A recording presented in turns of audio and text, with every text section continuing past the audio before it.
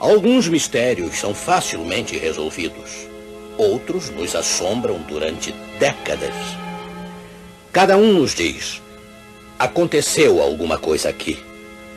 E procuramos a resposta fácil. Procuramos o óbvio. Mas às vezes somos enganados pelo óbvio. A culpa é mal colocada e o inocente sofre.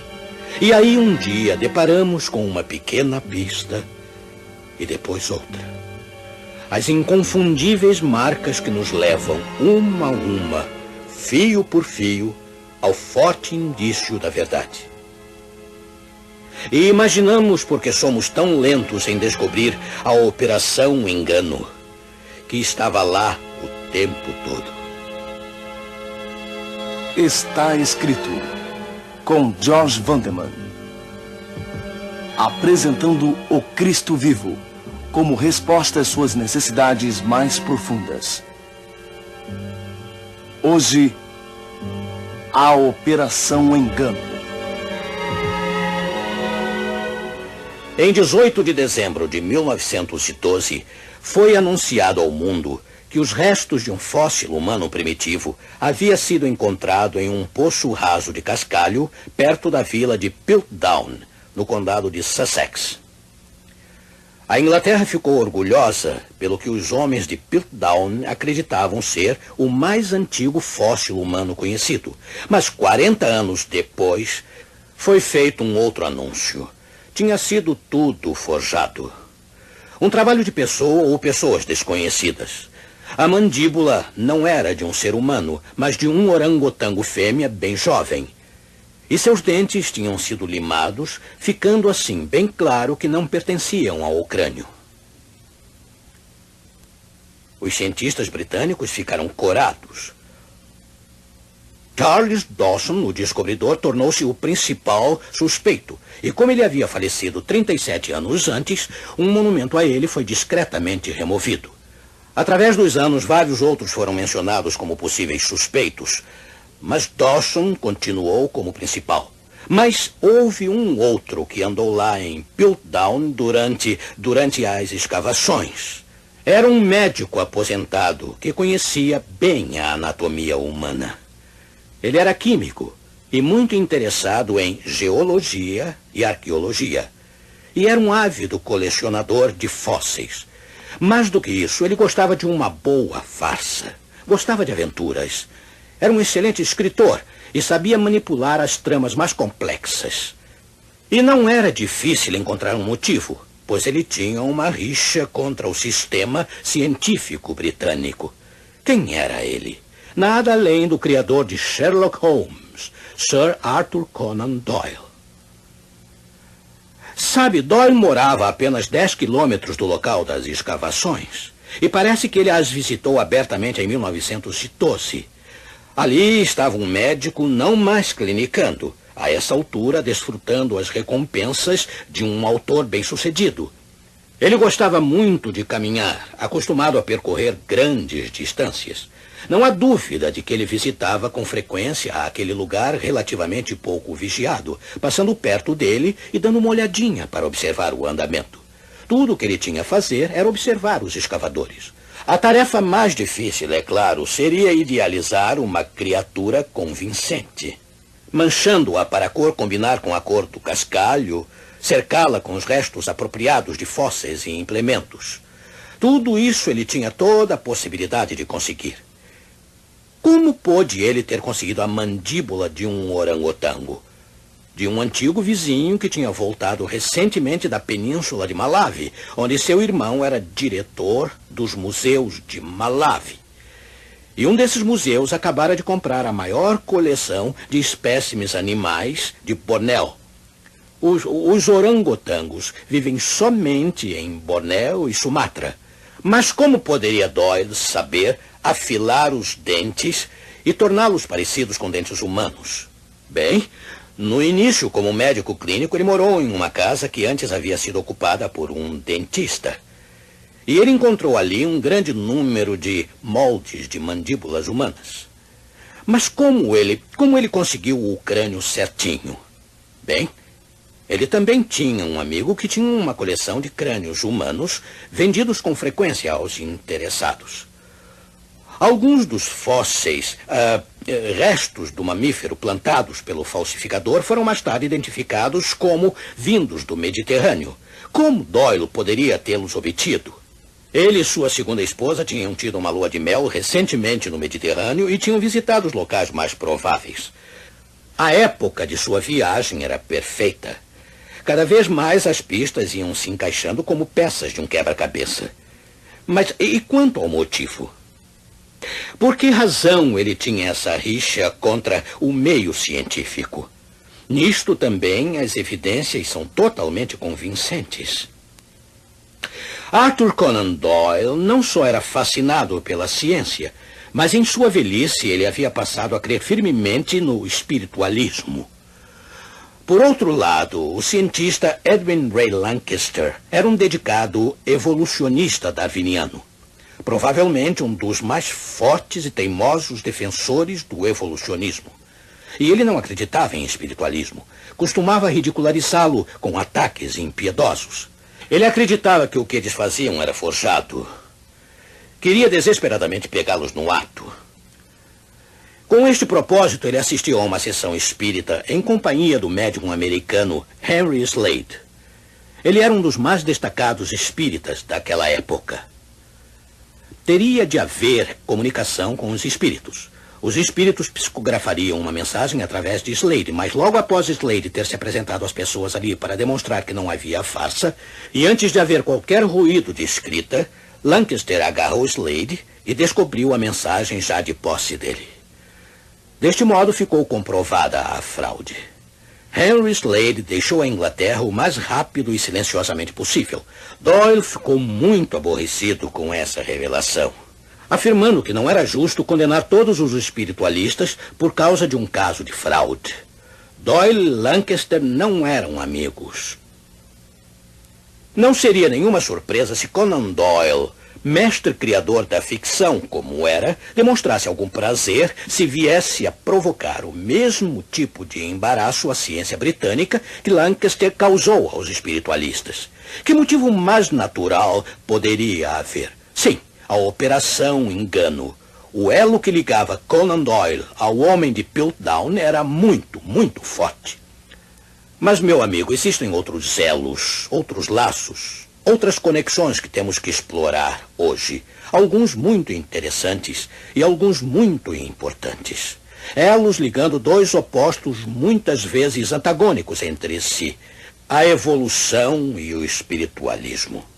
Um se considera a si mesmo ciência e o outro se considera anticientífico. Nos dias de Arthur Conan Doyle, a teoria da evolução tinha conseguido, mais do que tudo, destruir a fé na Bíblia e no próprio Deus. Mas isso deixou homens e mulheres à deriva no mar das chances, sem futuro, sem esperança. Para onde então eles se voltaram? Voltaram-se aos milhares para o mundo espírita, para as sessões, para os fenômenos psíquicos, num esforço para substituir o que haviam perdido. Mas existe uma barreira muito forte entre a evolução e o espiritismo, pois ambos vêm dos primórdios deste mundo. Encontramos lá o início do espiritismo e suas promessas. Encontramos no registro dos primeiros judeus um fenômeno psíquico para atrair a audiência.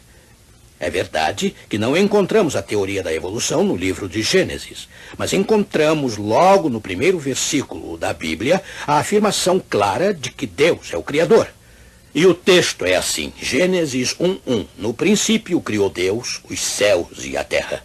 Esta é uma afirmação simples, que a teoria da evolução se recusa a crer. Lança um desafio ao poder criador de Deus e o substitui por uma teoria humana sobre o início da vida neste planeta. Este é o âmago da destruição dos evolucionistas. Você já notou que o grupo dos incrédulos da Bíblia está em geral preocupado com os primeiros capítulos de Gênesis? Você pode ver como a evolução está ligada a este livro como um desafio aberto à credibilidade de Deus. No caso do Espiritismo, encontramos seu começo na própria história da queda do homem, registrada no 3º capítulo da Bíblia. E lá Deus é abertamente desafiado em não ter dito a verdade. Ora, eu sei que a história da queda do homem é amplamente considerada como uma espécie de folclore. Um divertido folclore, é claro. Se você perguntar a alguém quem comeu a maçã, você vai obter a resposta Eva. Mas o fato de não haver nenhuma menção de maçã na história de Gênesis é uma indicação de que pouca atenção temos dado ao que aconteceu lá. Ora, eu pergunto a você, será que Gênesis 3 não é nenhum folclore? Antes do primeiro espocar dos canhões cósmicos de uma guerra contínua e em escalada, Gênesis explica todas as coisas estranhas que estão acontecendo hoje. Imagine, se quiser, o impossível. Imagine, se quiser, que você era um repórter cósmico, designado para cobrir a criação do planeta Terra, para ser uma testemunha ocular de tudo. Seria uma semana empolgante acompanhar o Criador e uma comitiva de anjos à medida que eles se movessem pelas estrelas nos corredores espaciais com galáxias e sóis brilhantes por todos os lados. E as harpas dos anjos tocando nas alturas. Aí você alcançaria um local solitário na borda do universo de Deus. Você o veria saindo do vazio e pronunciando palavras cheias de todo o poder do infinito. O trovão em sua voz ressoando até mundos distantes. E de repente ali estava. Um instante, onde antes não havia nada, surge um planeta das mãos do Criador, girando numa órbita perfeita. E você assistindo uma semana espetacular, além das palavras. Se você usasse os melhores adjetivos, nem se aproximaria da realidade. Aí, numa tarde de sexta-feira, vinha a obra-prima da criação de Deus, feita à sua imagem, Adão e Eva. Você se alegraria por receber permissão de continuar cobrindo os acontecimentos. Mas tal perspectiva não era de todo brilhante, pois você sabia que nem tudo estava certo no universo de Deus. Um dos anjos mais privilegiados de Deus, aquele chamado Lúcifer, ficou insatisfeito por nada. Parece que sua própria beleza o convenceu de que ele precisava ter o lugar de Deus. Ele estava muito zangado pelo fato de que o Filho de Deus é que seria aquele a dizer as palavras para que o planeta Terra existisse. Por que não Lúcifer? Por isso ele foi banido do céu. Não havia outro jeito. E agora ele estava aqui. Você se lembra de como ele ficou furioso quando viu a incrível beleza do planeta que Deus havia preparado para Adão e Eva? Você o ouviu praguejando contra Deus e planejando tornar este planeta o QG de sua rebelião? O problema é que Deus tinha criado Adão e Eva com o poder de escolha. Ele não queria que suas criaturas fossem robôs. Assim, esse par feliz poderia se rebelar. Poderia acontecer. Isso seria uma tragédia. Você ouviu Deus falando com Adão. Você tomou notas. Ele disse mais ou menos isto. Adão, eu lhe dei o poder de escolher. Você não é um robô. Coloquei diante de você a vida e a morte. E espero que você seja responsável pela escolha que fizer. Espero que você escolha a vida, mas a decisão é sua. E Deus disse a Adão, eu quero lhe dar a vida eterna. Este é o meu plano. Mas não vou lhe dar a imortalidade até eu saber se poderei lhe confiar a vida que nunca termina. E para testar sua fidelidade, eu vou colocar uma árvore no jardim fora dos limites. Apenas uma árvore. Se você comer do fruto dela, você estará se separando da fonte da vida. E como resultado, você morrerá. E isto não é uma ameaça. Isto é apenas o resultado natural da rebelião. Espero que você seja responsável, mas você deve escolher. Não posso escolher por você. E aí, de acordo com o relato que você estava ouvindo no dia em que Deus falou ao par feliz sobre Lúcifer, lhes disse que não iria permitir que o anjo caído os tentasse pelo jardim.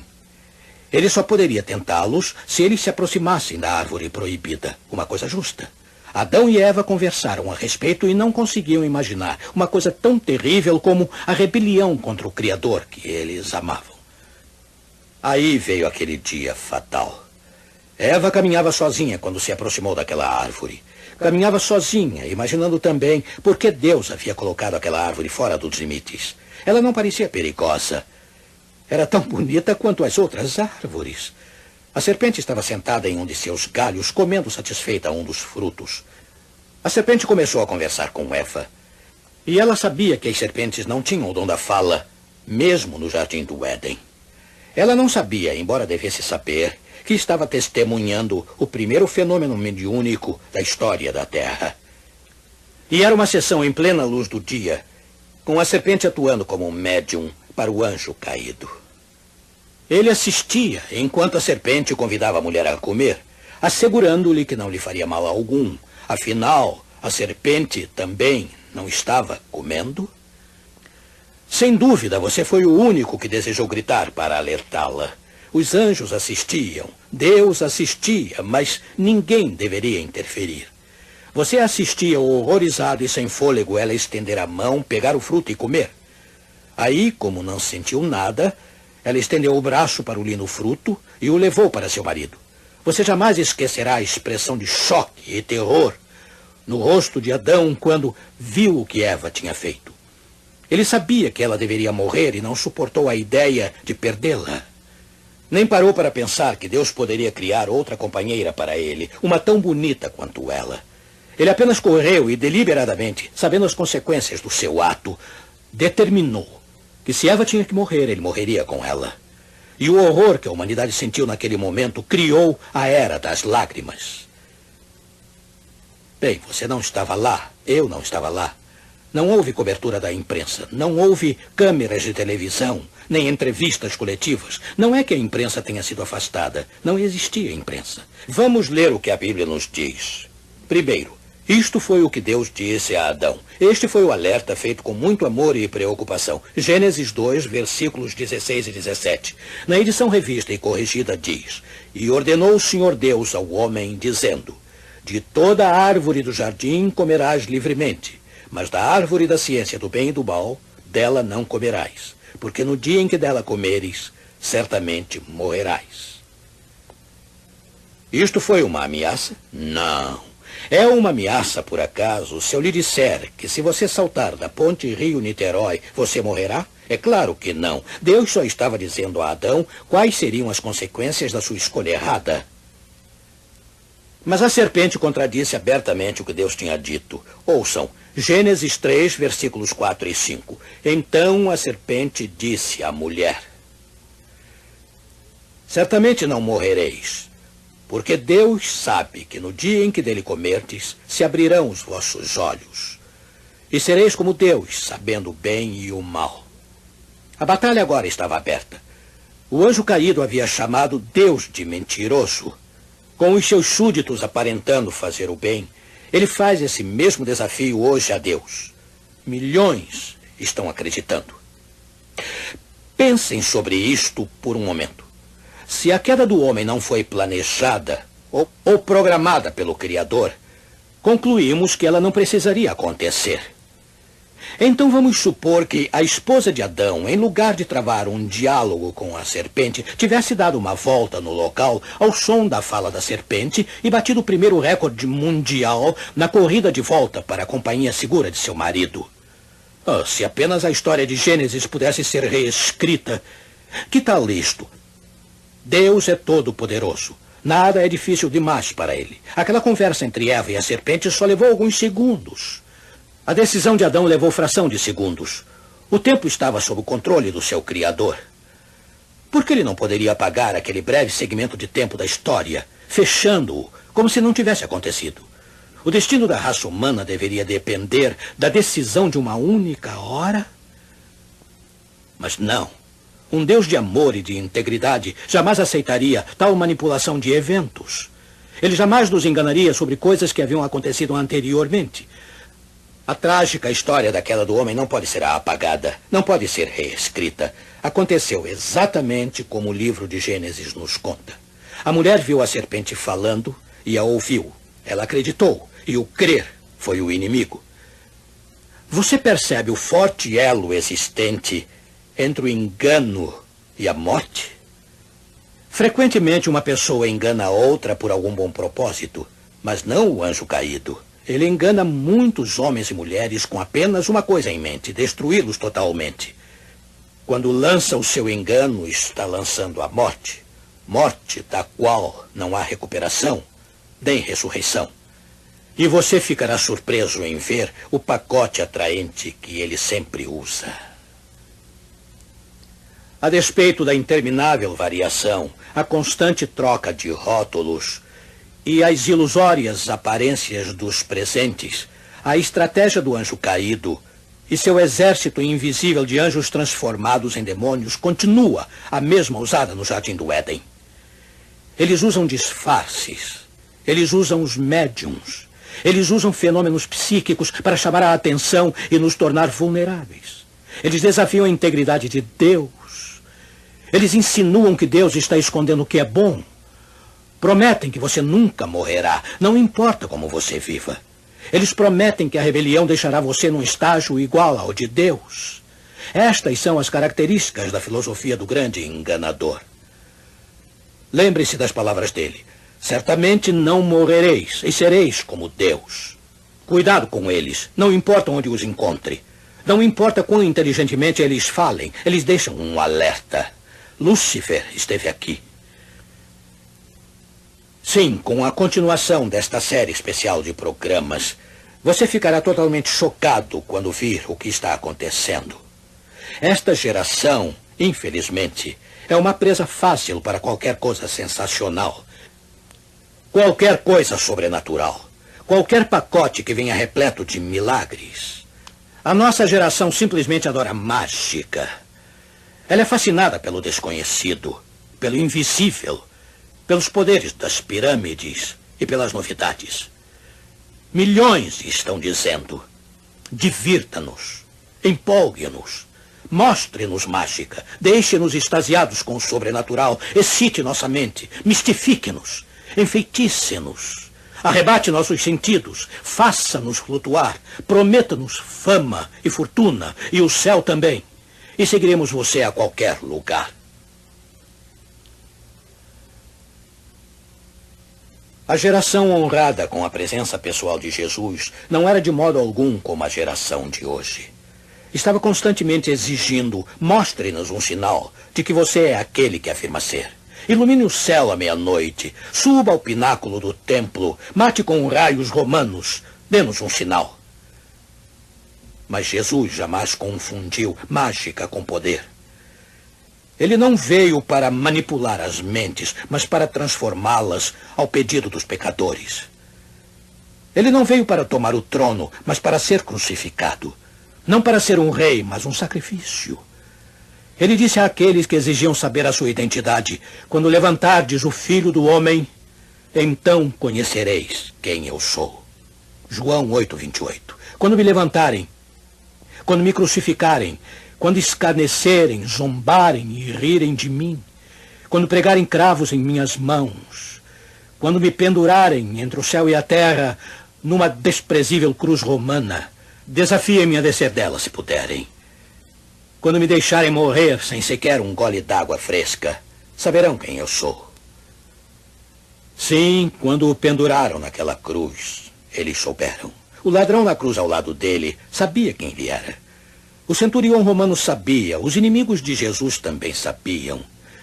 O impiedoso Caifás e Pilatos. E muitos homens afastaram-se daquela cruz com a consciência torturada. Mãos sujas por terem se juntado à turba e crucificado o próprio Filho de Deus.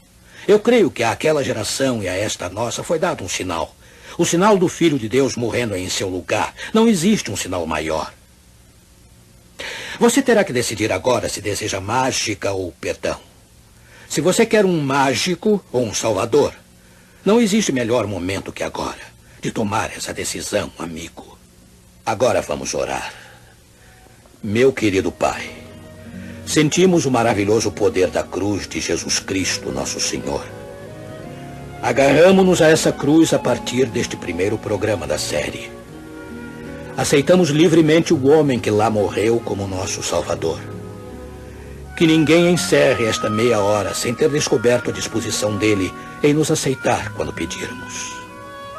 Em seu precioso nome oramos. Amém.